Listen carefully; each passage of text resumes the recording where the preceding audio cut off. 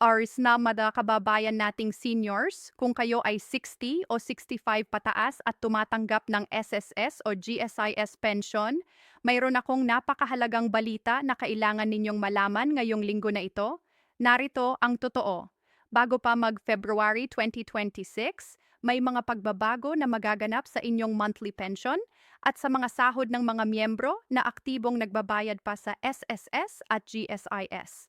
Hindi ito simpleng adjustment lang mga kaibigan. May mga seniors na maaaring makakuha ng dagdag na pera, pero mayroon ding ibang pensioners na posibleng mabawasan ang kanilang monthly benefit dahil sa bagong compliance requirements at verification process. Ako ay nakakausap ko ang ilang mga opisyal mula sa SSS at GSIS offices dito sa Metro Manila at ang kanilang sinabi sa akin ay talagang nakakagulat. Maraming pensioners ang hindi pa alam ang mga detalye ng pagbabagong ito. At kung hindi kayo maghahanda ngayon, posible na madelay ang inyong pensyon o kaya naman ay mabawasan ang halaga na inyong matatanggap simula ng February. Kaya makinig kayo ng mabuti sa lahat ng sasabihin ko ngayong video na ito dahil ang mga impormasyon na ito ay maaaring magpagkaiba ng libu-libong piso sa inyong bulanan na kita. Huwag kayong mag-alala dahil tutulungan ko kayong maintindihan lahat ng mga ito ng simple at malinaw at bibigyan ko rin kayo ng mga practical na tips kung paano ninyo maaaring protektahan at kahit na palamuin pa ang inyong retirement income sa mga paparating na buwan. Mga kapatid, una sa lahat, pag-usapan natin ang tunay na dahilan kung bakit may mga pagbabago sa SSS at GSIS ngayong 2026. Ayon sa mga opisyal na memorandum na inilabas ng dalawang ahensya noong huling bahagi ng January 2026, ang mga pagbabagong ito ay bahagi ng Nationwide Compliance Verification Program na naglalayong masiguro na lahat ng tumatanggap ng pensyon ay tunay na karapat-dapat at walang duplicate accounts o fraudulent claims.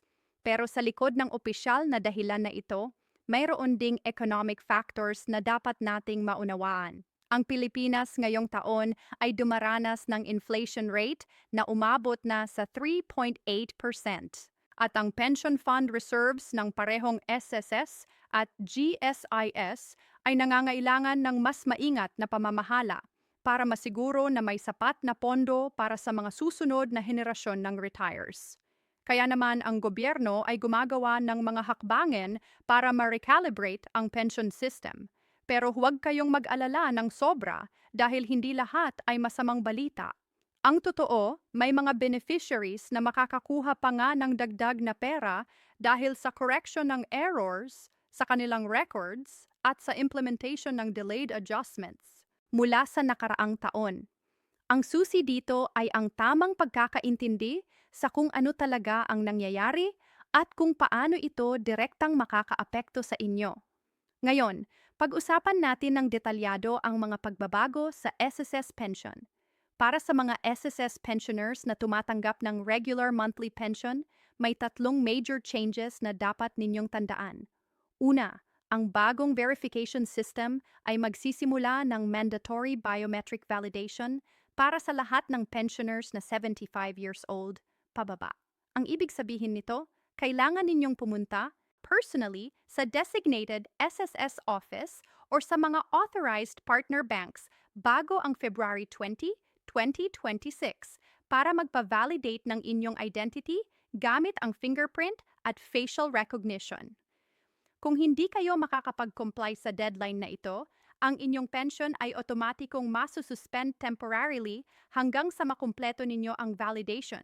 Pangalawa, ang pension computation method ay may adjustments na rin dahil sa revised salary credit brackets. Halimbawa, kung ang average monthly salary credit ninyo nung kayo ay nag-contribute pa ay nasa range na pan 15,000 hanggang pan 20,000, ang inyong base pension ay maaaring tumaas ng mga pan 450 per month depende sa length ng inyong contribution years. Pero para sa ilan na may discrepancy sa kanilang contribution records, posible na makita ninyong may slight reduction muna habang inirectify pa ang records. Pangatlo, Ang death benefit at funeral benefit na connected sa SS pension ay tataasan ng 15% starting February 2026 na nangangahulugang kung sakaling may mangyari sa isang pensioner, ang kanilang beneficiaries ay makakakuha ng mas malaking one-time payment. Sa mga aktibong employed members naman ng SS na hindi pa retired pero nagbabayad pa rin, may mga pagbabago rin sa contribution rates na magsisimula before February. Ang current contribution rate na 14% ng monthly salary credit ay tataasan ng 0.5% na magiging 14.5% na. Kung kayo ay self-employed or voluntary member, ang monthly contribution ninyo based sa salary bracket na pipiliin ninyo ay tataas din ng katumbas na percentage. Halimbawa, kung kayo ay nagbabayad based sa 25,000 monthly salary credit, ang dating contribution na P3,500 ay magiging P3,025 per month. Mukhang maliit lang, pero sa isang taon yan ay dagdag na 1,500 na gastos. Pero tingnan natin ang bright side. Ang dagdag contribution na yan ay direktang mapupunta sa inyong future pension computation, kaya mas mataas ang pension na makukuha ninyo pagdating ng retirement age. Ang mahalagang gawin ninyo ay mag-adjust ng inyong budget para sa minimal increase na ito para hindi kayo mabigla sa mga susunod na buwan. Pagdating naman sa GSIS pension, ang sitwasyon ay medyo iba pero pareho ring importante. Ang GSIS ay nag-announce ng comprehensive review ng lahat ng pensioners' records dahil sa natuklasang mga irregularities sa mahigit 18,000 accounts nationwide. Ang ibig sabihin nito, lahat ng government retirees na tumatanggap ng GSIS pension ay dadaan sa enhanced verification process na masiklab pa kaysa sa nakaraang taon. Ang naging problema kasi may mga pensioners na namatay na pero ang kanilang pension ay patuloy pa ring natatanggap ng ibang tao gamit ang kanilang bank accounts. May mga cases din ng multiple pension claims mula sa iisang tao na may iba't ibang government service records.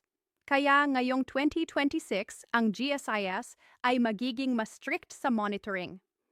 Para sa regular GSIS pensioners, ang average monthly pension na tumatanggap ninyo ngayon na ranging from Hampshire 12,000 to pat $40,000 depende sa position at years of service ay posibleng ma-adjust based sa result ng verification. Kung may discrepancy sa inyong employment records or sa computation ng inyong pensionable salary, maaaring may corrections na mangyari na either mag-increase or mag-decrease ng inyong monthly payment. Base sa mga narinig ko mula sa ilang GSIS pensioners na nakausap ko, ang average adjustment ay umabot sa mga 300 to be 800 per month. Pero may mga isolated cases na umabot pa ng hanggang 2,500 ang difference. Ang isa pang mahalagang change sa GSIS ay ang implementation ng new policy tungkol sa survivorship benefits. Kung kayo ay isang widow o widower na tumatanggap ng pension dahil sa namatay na spouse na dating government employee, ang computation ng inyong pension ay dadaan sa revised formula starting February 2026. Ang dating sistema kasi ay nagbibigay ng 50% ng original pension ng deceased spouse pero ngayong may bagong implementation, ang percentage na yan ay mag-vary depende sa age ng surviving spouse at sa number of dependent children. Halimbawa, kung ang surviving spouse ay 65 years old pababa at may dalawang dependent children na below 21 years old, ang pension ay maaaring tumaas hanggang 60% ng original amount. Pero kung ang surviving spouse ay wala ng dependents at 70 years old na pataas, ang pensyon ay posibleng bumaba sa 45% ng original. Kaya mahalagang suriin ninyo ang inyong situation at mag-submit ng updated documents sa GSIS para masiguro na tama ang computation na ginagawa sa inyo. Ngayon, pag-usapan natin ang mga possible reductions o clawbacks na kinakatakutan ng maraming pensioners. Ang totoo, hindi ito basta-basta bawas na walang dahilan. Ang mga reduction na maaaring mangyari ay base sa specific circumstances lang. Una, kung natuklasan ng SSS or GSIS na may overpayment pala na nangyari sa nakaraang taon dahil sa clerical error o system glitch, Ang ahensya ay may karapatan na i-deduct ang sobrang bayad na yan sa inyong future pension payments. Pero huwag kayong mag-alala dahil ang deduction na ito ay hindi isang bagsakan. Karaniwan ang ginagawa ng SSS at GSIS ay spread out ang deduction over 6 to 12 months para hindi masyadong mabigat sa pensioner. Halimbawa, kung may overpayment na 6,000, ang deduction ay maaaring 500 per month lang sa loob ng 12 months. Pangalawa, kung may outstanding loans kayo sa SSGSIS na hindi pa fully paid bago kayo nag-retire at ngayon lang na-verify ng sistema, maaaring may automatic deduction na mangyari para sa loan repayment. Pangatlo, kung may discrepancy sa tax withholding ninyo, posibleng may adjustments din na kailangan gawin. Ang GSIS pension kasi ay subject to withholding tax kung ang annual pension ninyo ay lumalampas sa 250,000. Kaya kung kulang ang dating withholding, posible na may catching up na mangyari ngayong 2026. Pero meron ding hidden benefits na hindi alam ng karamihan ng pensioners. Una sa lahat, both SSS and GSIS ay nag-offer ng loyalty bonus or longevity increase para sa mga pensioners na umabot na ng certain milestones. Sa SSS, kung kayo ay pensioner na for more than 10 years nang tumatanggap ng pension at 80 years old na pataas, may additional pa 500 per month na automatic na idadagdag sa inyong pension starting this year. Hindi ito widely publicized pero ito ay parte ng Social Amelioration Program ng SSS. Sa GSIS naman, may hospitalization benefit na often overlooked ng mga retirees.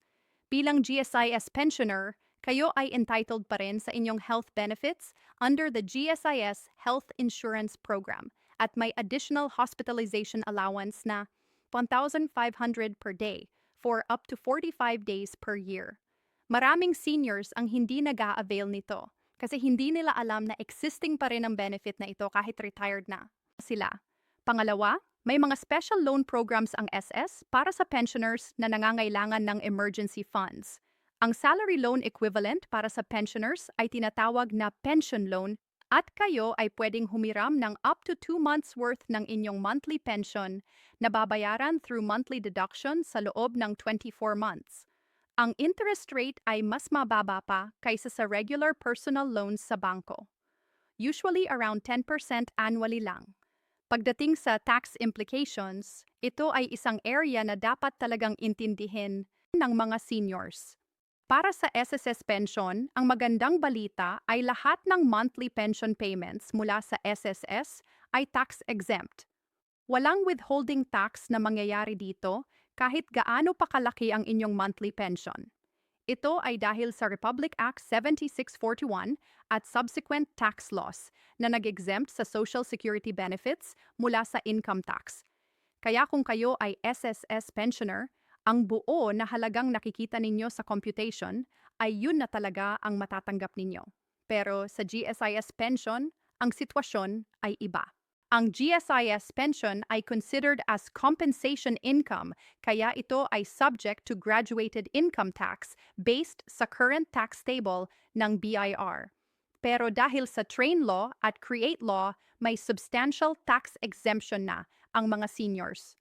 Kung kayo ay 60 years old pataas, ang taxable income ninyo ay may additional exemption beyond the standard 150,000. Kaya kahit na subject to tax ang GSIS pension, maraming pensioners ang lumalabas na zero tax pa rin or very minimal lang ang withholding. Ang importante, check ninyo ang inyong annual income tax return at makipag-coordinate sa GSIS kung paano computed ang inyong withholding tax para masiguro na tama at hindi kayo kulang or sobra sa bayad. Ngayon, bigyan ko kayo ng mga practical na tips kung paano ninyo pwedeng ma-maximize ang inyong retirement income at ma-avoid ang mga posibleng problema. Una, mag-update kayo ng inyong contact information sa SSS o GSIS ngayong January pa lang. Pumunta kayo personally sa nearest branch o kaya mag-register kayo sa online portal nila. Ang SSS ay may SSS online account at ang GSIS naman ay may EGSIS system. Dito ninyo pwedeng i-update ang inyong mobile number, email address at current home address. Bakit importante ito?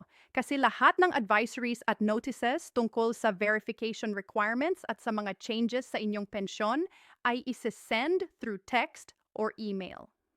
Kung outdated ang inyong contact info, posible na hindi kayo makakatanggap ng important notices at ma-miss ninyo ang deadlines. Pangalawa, maghanda na ng inyong documentary requirements. Para sa biometric verification, kailangan ninyo ng valid ID with photo, birth certificate o PSA certified certificate, at proof of address like recent utility bill.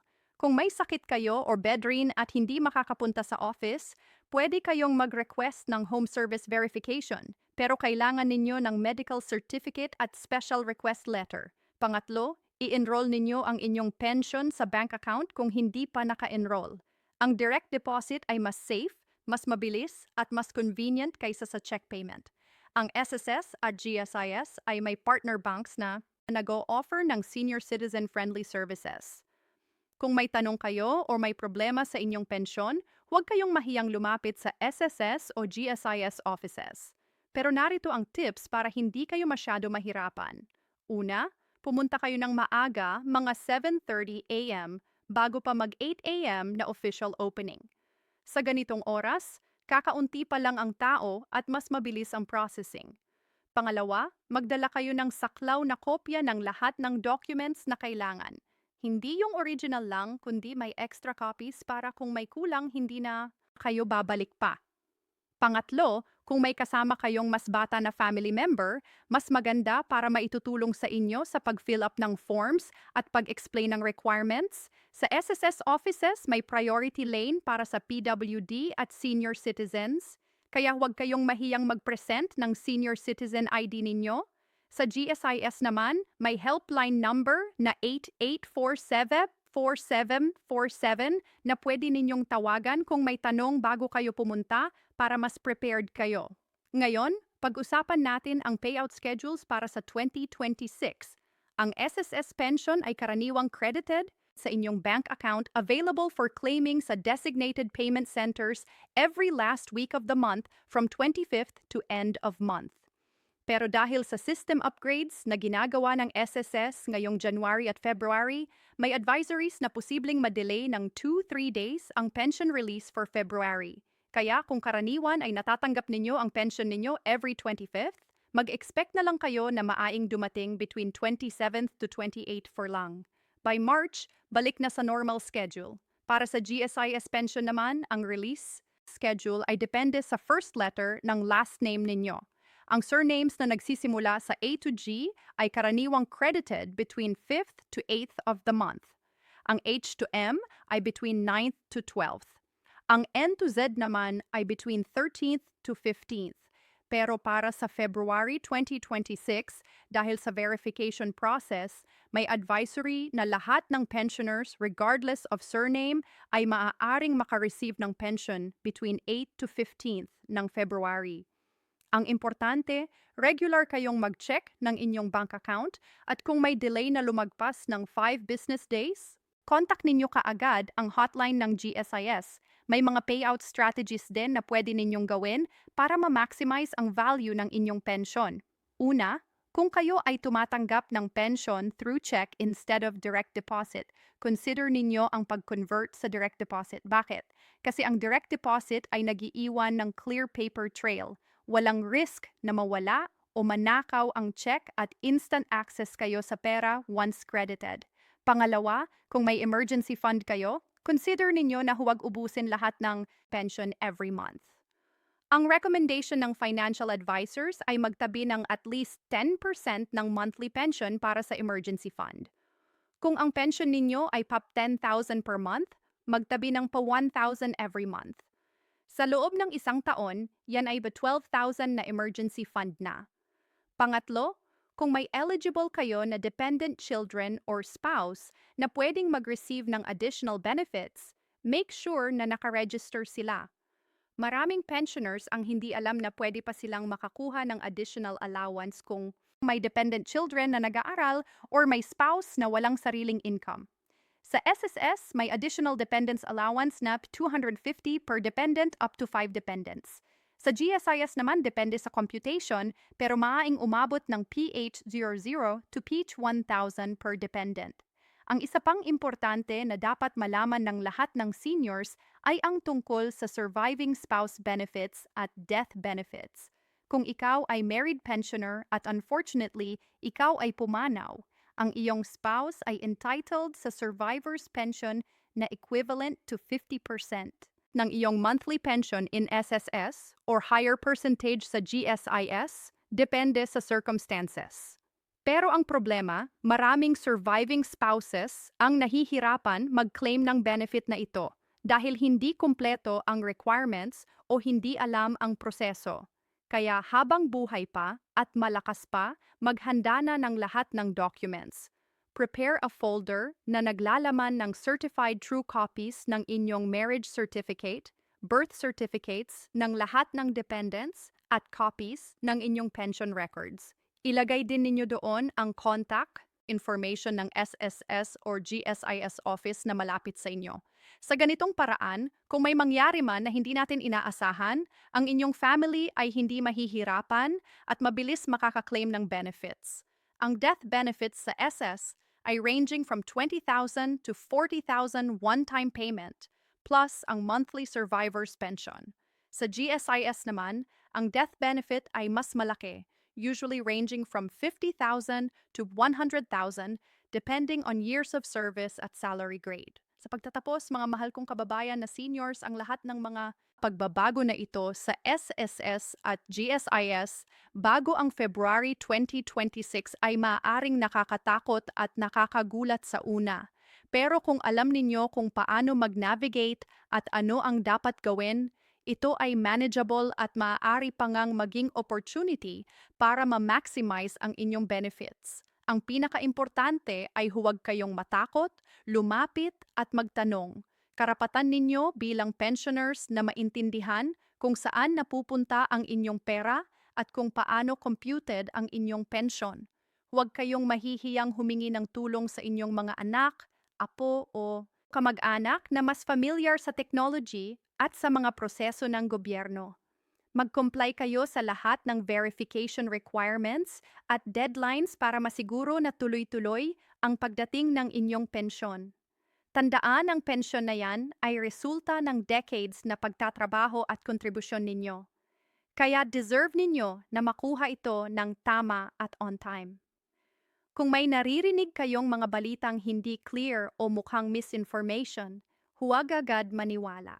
Pumunta sa official sources gaya ng SSS website na ssed.gov.ph o GSI's website na gss.gov.ph para ma-verify ang information. Maraming fake news at scams ngayong panahon na nagta-take advantage sa seniors. Kaya mag-ingat din kayo. Huwag kayong magbibigay ng personal information or PIN number sa kahit sino through phone or text unless sigurado kayo na legitimate ang kausap ninyo.